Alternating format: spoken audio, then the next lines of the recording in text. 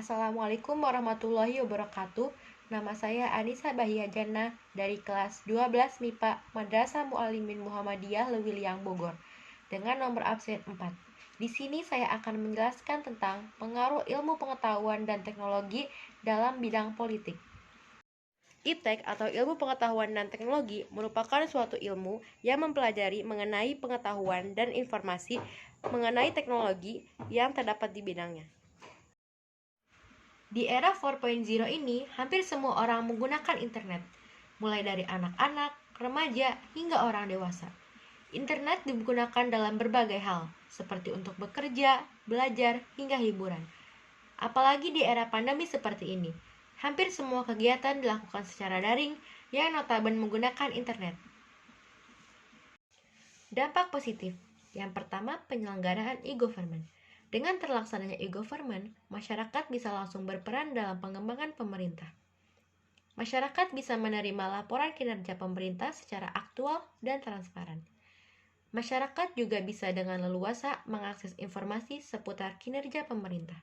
Yang kedua, proses politik bisa lebih cepat, mudah, dan murah. Kegiatan komunikasi untuk keperluan politik dengan menggunakan teknologi informasi menyebabkan sampainya berita lebih cepat, dilakukan secara efisien dan nyaman. Yang ketiga, hubungan internasional semakin mudah. Dengan berkembangnya iptek, hubungan dengan negara-negara lain dapat dijalin lebih mudah, dan kirim-mengirim informasi serta komunikasi antar negara hanya perlu hitungan detik dan tidak perlu berlama-lama lagi. Cukup menggunakan perantara surel. Yang keempat, demokrasi digital. Demokrasi digital menurut Hacker dan Dich merupakan sebuah kumpulan usaha untuk melaksanakan demokrasi tanpa batasan ruang, waktu, dan kondisi fisik. Yang kelima, media sosial menjadi ruang publik dalam berpolitik. Yang selanjutnya menegakkan nilai-nilai demokrasi. Nilai-nilai demokrasi ini seperti kerjasama, kebebasan berpendapat, kebebasan berkelompok, dan sebagainya. Selanjutnya memberikan dorongan yang besar bagi konsolidasi demokrasi di banyak negara. Selanjutnya meningkatkan hubungan diplomatik antara negara. Contohnya saja Indonesia dengan Tiongkok yang bekerja sama dalam bidang pengetahuan dan teknologi. Selanjutnya, adanya peranan besar masyarakat dalam pengembangan pemerintah. Setelah dampak positif, saya akan menyebutkan dampak negatif ilmu pengetahuan teknologi dalam bidang politik. Yang pertama, munculnya gerakan-gerakan radikalisme dan terorisme.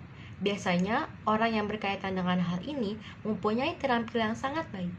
Tetapi, terampil itu digunakan dalam hal negatif, seperti membuat senjata, merakit bom, dan lain sebagainya. Yang kedua, timbulnya unjuk rasa yang semakin berani, di mana terkadang ada masyarakat yang lebih sering menyampaikan pendapatnya, tetapi belum dipastikan pendapat itu benar, dan banyak masyarakat yang menyalahi ketentuan. Yang selanjutnya, penyalahgunaan persenjataan, yang biasanya digunakan untuk hal-hal buruk seperti untuk mendapat kekuasaan, kekayaan, dan lain sebagainya. Selanjutnya, kurangnya privasi suatu negara. Kenapa? Karena banyaknya alat pendeteksi yang sudah beredar, jadi keamanan negara sudah tidak terjamin. Yang selanjutnya, masyarakat Indonesia bisa berpaling dari ideologi Pancasila. Banyak di internet atau dimanapun menyebutkan bahwa ideologi liberalisme dapat membawa kepada kebebasan dan kemajuan. Nah, ini dapat berdampak pada pola pikir masyarakat Indonesia yang tadinya ideologi Pancasila bisa berpaling menjadi ideologi liberalisme. Dan yang terakhir, adanya konspirasi internasional. Kemajuan ilmu politik dan teknologi di Indonesia membawa banyak dampak positif terhadap bidang politik di Indonesia.